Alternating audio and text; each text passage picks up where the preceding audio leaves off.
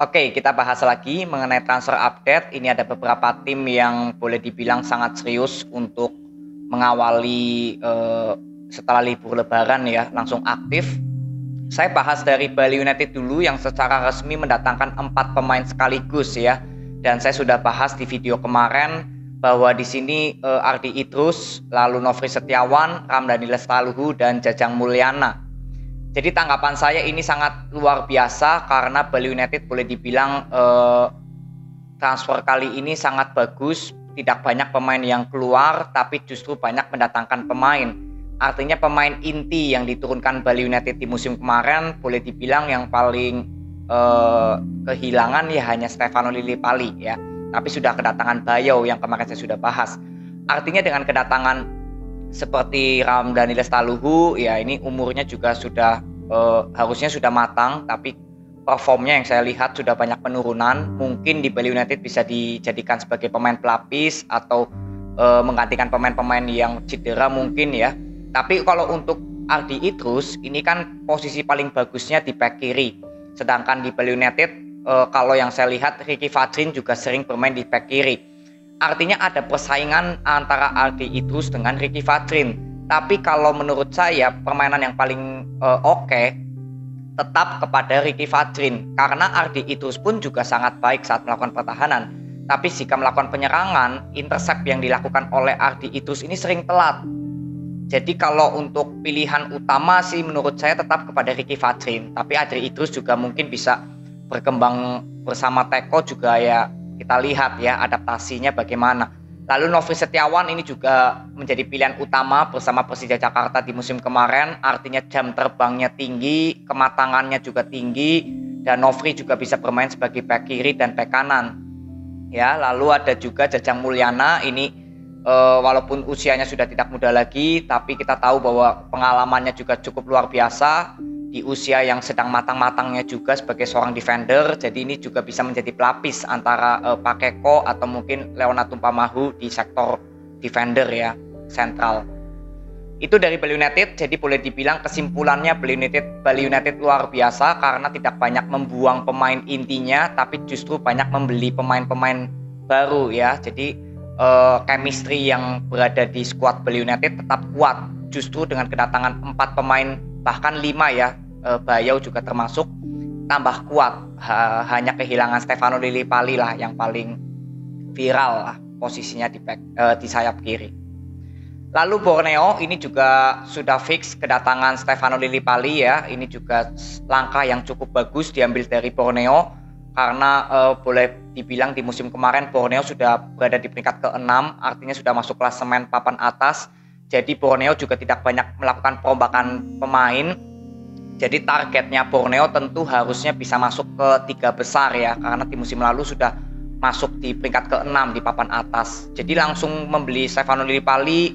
Lalu yang paling menarik yaitu membeli Matheus Pato ya. Ini walaupun saya nggak terlalu paham, tapi saya sudah membaca datanya dari Pato. Ini pernah bermain bersama Benfica ya dan juga Fluminense. Dan yang paling menarik adalah di 2 musim terakhir ini Pato berhasil mencetak 25 gol ya. Atau boleh dijumlah 40 gol, 40 gol di 2 musim. Jadi di musim kemarin mencetak 25 gol, lalu di musim sebelumnya mencetak 15 gol. Jadi artinya kalau secara statistik data dari Pato ini sangat luar biasa, tidak perlu diragukan lagi. Tinggal kita lihat adaptasi bersama Borneo ya, semoga bisa beradaptasi dengan cepat karena ini kan banyak sekali perubahan seperti kehidupan juga ya, terutama iklimnya berbeda, lalu cara permainan di Liga Indonesia juga berbeda. Jadi untuk Pato ya harusnya bisa cepat beradaptasi ya, karena ini usianya juga masih 26 tahun. Jadi sangat luar biasa yang saya lihat dari pergerakan Borneo, langsung mengambil pemain-pemain yang boleh dibilang sangat bintang ya dari Borneo. Lalu kita bahas dari Madura United, ini juga sangat luar biasa, tidak kalah menariknya. Madura United ini juga resmi telah mendatangkan 4 pemain ya kalau boleh dibilang. Saya buka datanya dulu. Ya, jadi Madura United kemarin telah resmi mendatangkan pemain asal Korea Selatan ya. Ada 2 pemain asal Korea walaupun satunya masih trial. Kita langsung buka datanya.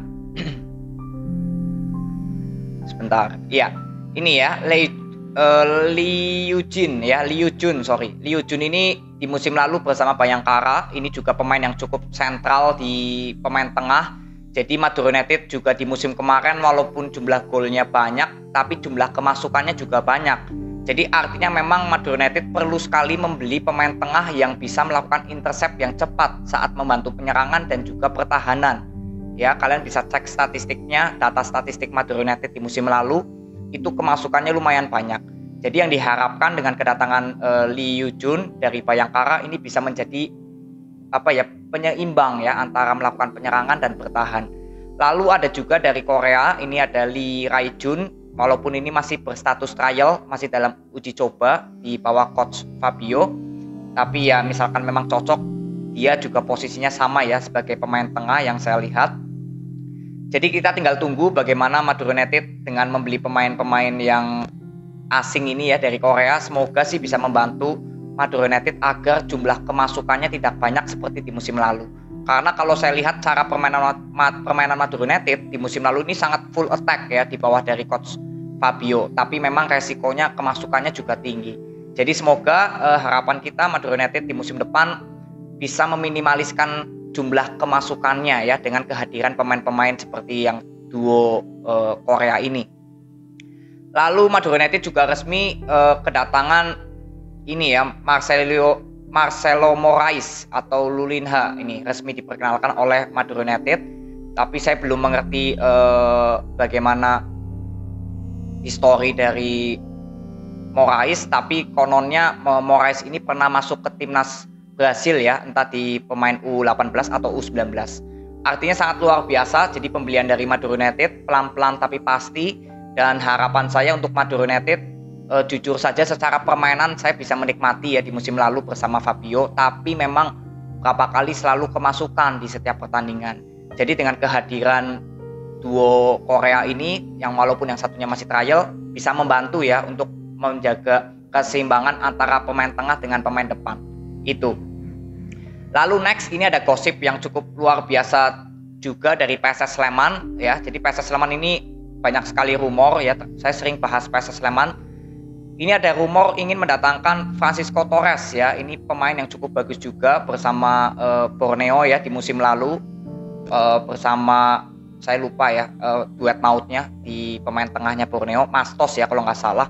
Itu juga cukup bagus. Jadi artinya jika PSS Sleman bisa membeli Francisco Torres, artinya lini depan dari PSS Sleman akan lebih bagus lagi ya, karena kan Wender Luiz sudah tidak bersama Borneo ya, PSS Sleman ya di musim depan.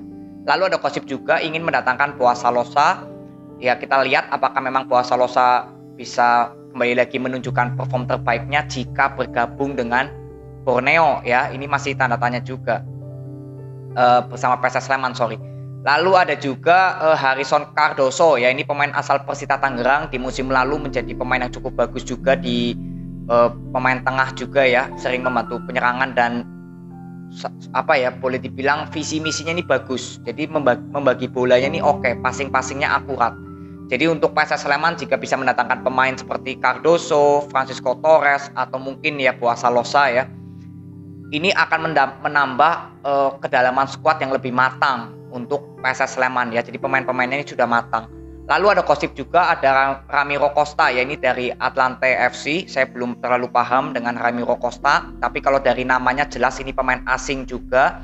Tentunya kalau membeli pemain asing kan pastinya sudah matang ya, sudah dipikirkan secara baik-baik.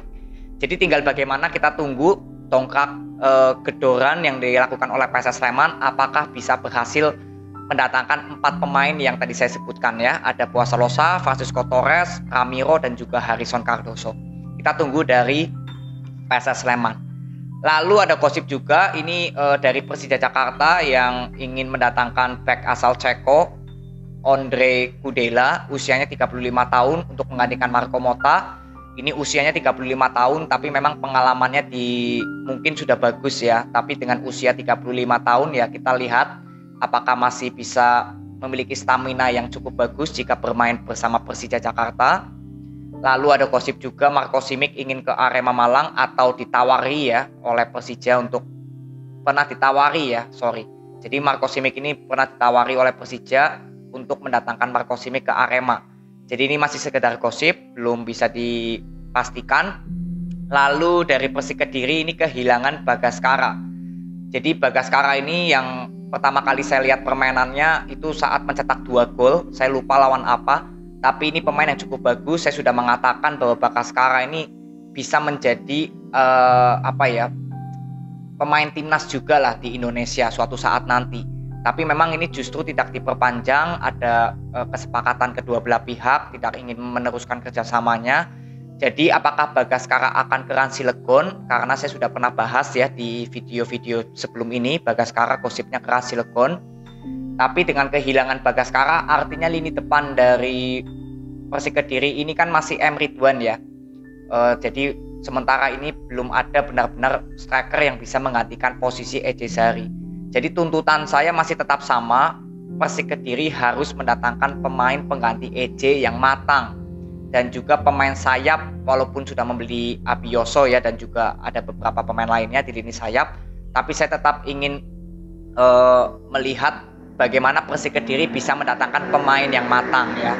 Jadi bukan yang setengah-setengah atau lagi dalam proses menuju kematangan, tapi benar-benar sudah matang. Karena sejauh ini ya hanya Renan Silva menurut saya, dan juga Taufik ya, boleh dibilang kan Taufik juga menjadi salah satu transfer di musim ini ya.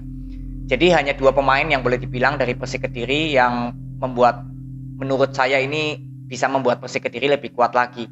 Tapi tetap tinggal kita tunggu, karena kan kalau boleh saya katakan dengan kedatangan manajer Gading Martin, harapan saya tentunya dengan kehadiran Gading Martin ini kan bisa membuat Persik Kediri ini mewah ya, skuadnya mewah, karena kita lihat artis-artis yang memegang seperti Ransilegon, lalu ada Persis Solo.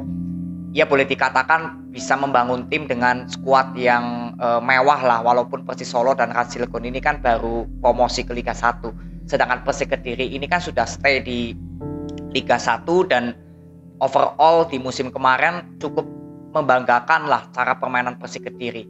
Jadi tuntutan saya sebenarnya dengan kehadiran Gading Martin ini harusnya Persik Kediri, Gading Martin ya terutama harusnya bisa memberikan amunisi ya kepada kedalaman skuad Persik Kediri, atau mendatangkan pemain yang benar-benar berkelas lah, sesuai dari ditunjuknya Gading Martin sebagai manajer dari Persik Kediri. Itu harapan saya sebenarnya saat mendengar Gading Martin akan masuk ke Persik Kediri sebagai manajer. Jadi saya sudah menerawang gitu ya, wah Persik Kediri pastinya skuadnya akan mewah, karena kan Gading Martin ini pengusaha yang cukup kaya juga ya boleh dibilang. Jadi ya, harapan saya dari kemarin menunggu Gading Martin melakukan gebrakan-gebrakan untuk kedalaman skuad terutama dari Persik Kediri. Jadi kita tetap menanti apakah dengan datangnya Gading Martin sebagai manajer baru di Persik Kediri ini benar-benar akan membuat dampak yang positif. Ya, terutama kan tugas manajer itu kan mendatangkan pemain-pemain yang berbintang, yang bagus gitu ya. Dan tugas dari Javier Roca sebagai manajer ya membuat Persik Kediri ini strateginya bagus ya, permainannya bagus dan sudah ditunjukkan di musim lalu. Tapi kan kita tahu bahwa minusnya Persik Kediri di musim lalu ini saya sudah pernah bahas di kualitas pemain-pemainnya. Ya padahal di musim kemarin masih ada EJ, lalu ada Makado, ada Fahmi juga. Ya jadi harapan saya dengan datangnya Gading Martin ya harusnya bisa memberikan amunisi pemain-pemain baru yang memang sudah matang, yang berkelas, berkualitas. Karena sejauh ini kan masih hanya Renan Silva dan Taufik ya yang benar-benar menurut saya sudah matang lah, tidak perlu diragukan lagi. Walaupun banyak pembeli pemain dari Persik Kediri seperti Abioso ya, dari Persela Lamongan ada 2 pemain, tapi ya memang kalau lihat historinya ya masih seperti setengah matang ya, atau menuju kematangan, belum benar-benar matang. Jadi kita tinggal tunggu apakah Gading Martin bisa membuat supporter dari Persik Kediri puas ya, karena sampai saat ini memang belum ada pemain bintang yang didatangkan lagi ya, atau yang matang. Jadi itu aja video yang aku bisa bagikan kepada kalian. Terima kasih yang sudah nonton sampai akhir. Respect buat kalian. Nanti kita ketemu di video berikutnya, dan kita masih tunggu bagaimana transfer update yang terjadi di tim-tim kesayangan kalian selanjutnya. Sampai ketemu di video berikutnya. See you.